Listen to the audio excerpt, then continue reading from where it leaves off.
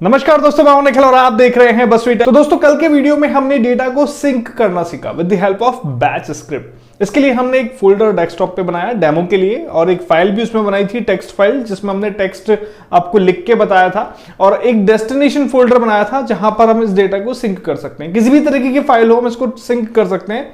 ये सब हमने बनाया था, और ये सब तब सिंक होता है जब हम इस स्क्रिप्ट को रन करते हैं, इस बैच स्क्रिप्ट को रन करते हैं। जैसे कि आप यहां पे देख सकते हैं, मैंने टेक्स्ट में एक लाइन और ऐड करके रन करी और फिर स्क्रिप्ट को रन किया, तो एफ ड्राइव में जो मेरे पास यहाँ पे फोल्डर है ये ऑटोमेटिकली अपडेट हो जाएगा और उसकी फाइल भी अपडेट हो जाएगी। इस तरीके का हमने एक टूल बनाया था बैच स्क्रिप्ट की हेल्प से। अब जैसा कि मैंने आपसे कहा था कि अगर आप कमेंट करोगे तो ऑटोमेट पर भी मैं वीडियो बना दूंगा, यानी कि इस प्रोसेस को हम ऑटोमेट कैसे करें।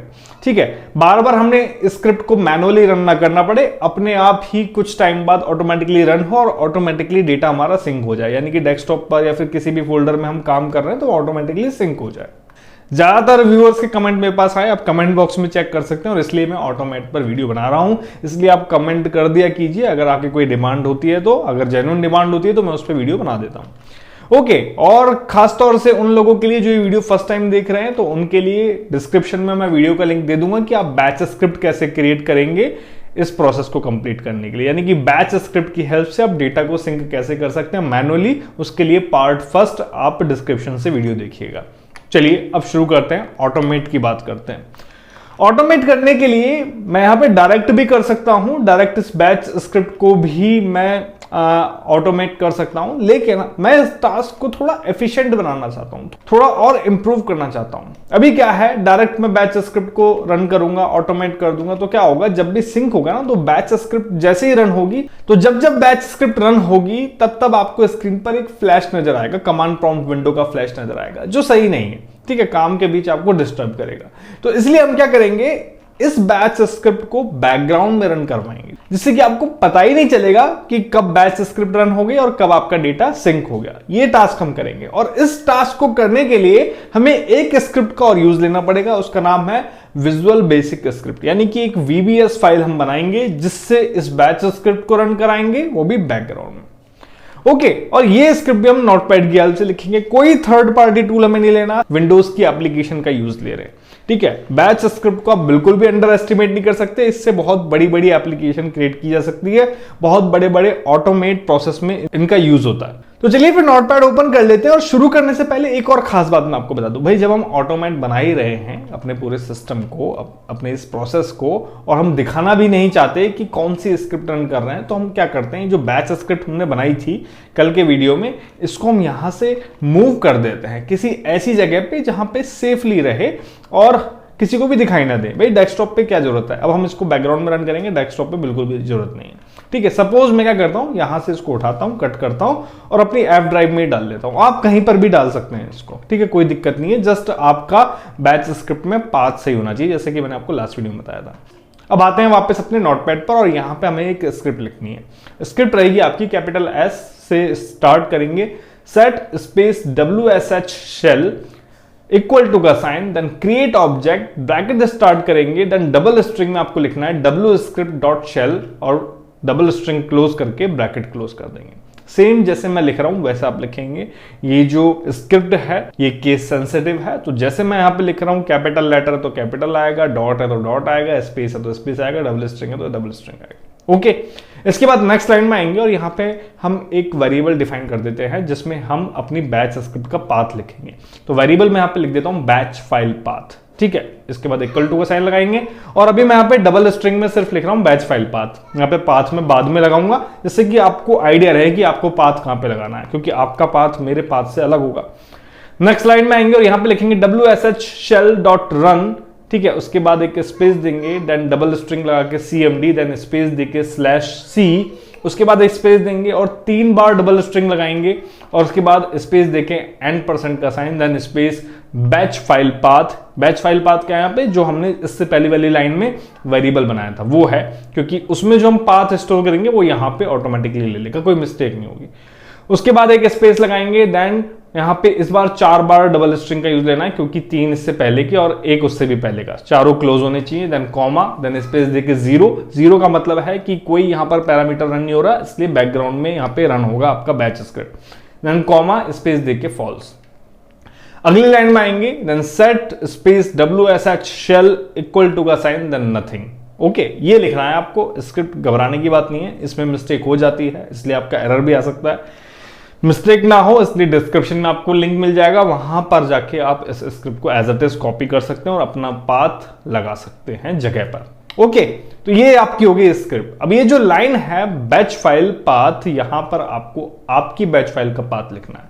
भाई रन तो हमें बैच फाइल ही करनी है, इसलिए हमें बैच फाइल का पाथ करना है, क्योंकि बैच फाइल में वो प्रोग्राम है जो सिंक कर रहा है। तो हमने जहां पर रखी है वो बैच फाइल, वहां पर चलते हैं, उस फाइल पे शिफ्ट के साथ राइट क्लिक दबाते हैं और कॉपी एज पाथ पे क्लिक करते हैं और कॉपी हो गया पाथ, और यहां पर इस जगह पर आकर पेस्ट कर देंगे।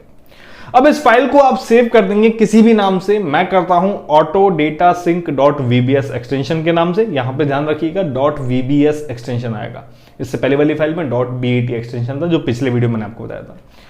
ओके, अभी मैंने इसको डेस्कटॉप पे ही सेव कर दिया है, लेकिन हम क्या करते हैं, इसको भी मूव कर देते हैं, इसको भी किसी सेफ जगह रख देते हैं, जिससे कि कोई दिक्कत ना है, किसी को पता ना चले कि ये फाइल क्या है, कोई गलती से भी डिलीट ना करे। तो मैंने क्या किया, इसे सेम F ड्राइव में ही मूव कर दिया। आप कहीं पर भी मूव कर सकते हैं, जस्ट इस VBS फाइल में आपकी बैच स्क्रिप्ट का पाथ सही होना चाहिए। अब देखो सारी फाइल्स तैयार हैं और अभी सिर्फ काम हुआ है बैच स्क्रिप्ट को बैकग्राउंड में रन करने का। ओके, अब हम काम करेंगे आगे इस प्रोसेस को ऑटोमेट करने का। देखते हैं, उससे पहले हम चेक कर लेते हैं जो हमने VBS फाइल बनाई है काम कर रही है या नहीं कर रही है। तो हम चलते हैं अपने सोर्स फोल्डर में और मैंने यहाँ पे टेक्स्ट फाइल को अपडेट कर दिया, एक लाइन और बढ़ा के उसमें, और फिर इस VBS फाइल को रन करते हैं। रन करने में हमने देखा कि कोई फ्लैश नहीं आया, दैट मीन कि चलो हमारा बैकग्राउंड में प्रोसेस तो रन हो गया। अब रन हुआ है या नहीं है ये कैसे चेक करेंगे कि भाई हमारा F ड्राइव का जो डेटा है, जो फोल्डर हमने बनाया था डेस्टिनेशन फोल्डर, उसका डेटा अपडेट हो जाना चाहिए।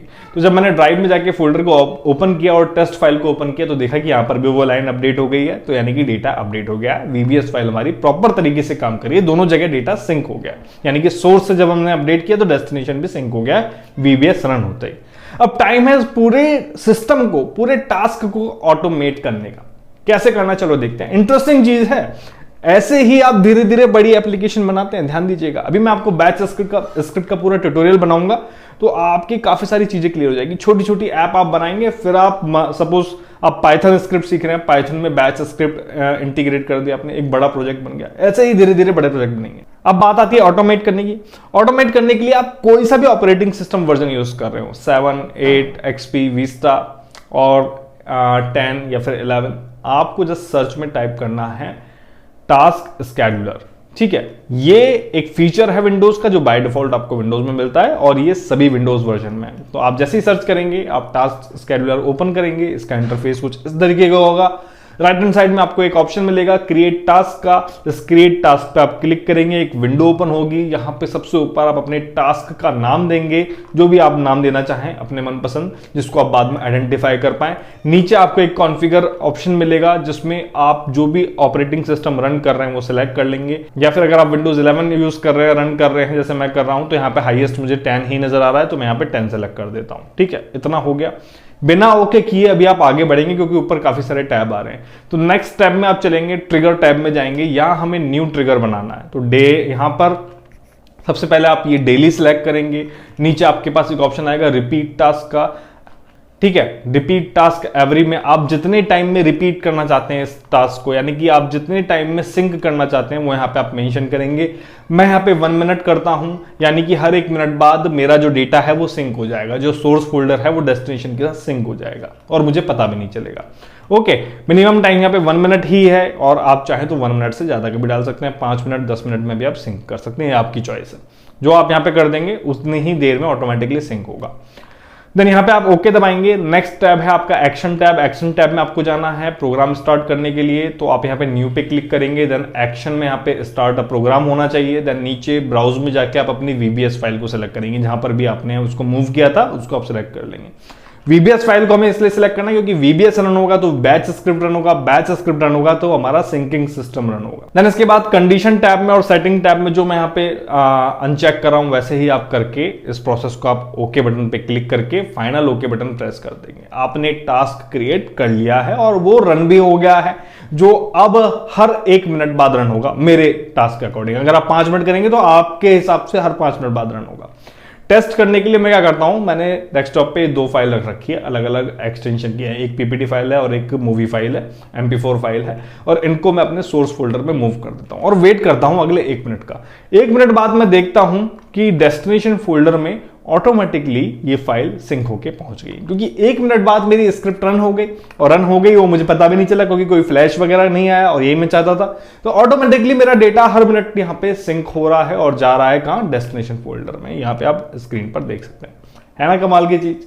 अब ये काम अपने आप चलता रहेगा और मुझे पता भी नहीं चलेगा। ये मैंने सिंक सिस्टम बना दिया, और एक बैकअप भी एक तरीके से तैयार हो रहा है, यानी कि जो मैं चाहता हूं डेस्कटॉप पे रखना अपने फोल्डर में वो रहेगा, जो नहीं चाहता वो नहीं रहेगा। तो ये था बैच स्क्रिप्ट का एक और कारनामा। काफी सारे कारनामे मैं आपको बना चुका हूं जिसको आप प्लेलिस्ट से फॉलो कर सकते हैं। मेरे पास एक कमेंट और आया था जिसके बारे में यहाँ पे डिस्कस कर लेता हूं, हालांकि मैंने उनको रिप्लाई कर दिया था, लेकिन जिसमें ये मुझसे कहा गया था कि ऑटोमेट हमें करना है लेकिन टास्क स्केड्यूलर का यूज किए बिना।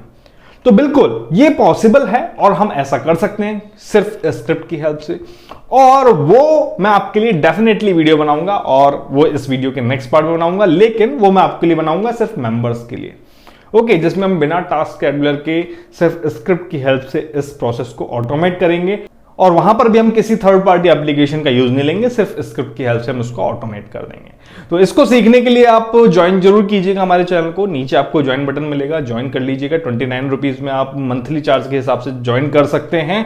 और मैं आपको बता दूं कि 29 रुपीज से ज्यादा यानी कि 30 रुपए की तो चार्ट की प्लेट आती है आजकल, तो आप सपोर्ट कर सकते हैं। और मेंबर्स ओनली वीडियोस को जरूर ज्वाइन कीजिए, क्योंकि बैच स्क्रिप्ट के ट्यूटोरियल और आगे बहुत सारे ट्यूटोरियल और क्विज और काफी सारे रिवॉर्ड्स वगैरह आपको मेंबरशिप लेने पे मिलेंगे। तो आशा करता हूं कि वीडियो आपको पसंद आया होगा और आप भी ऑटोमेट कर पाए होंगे।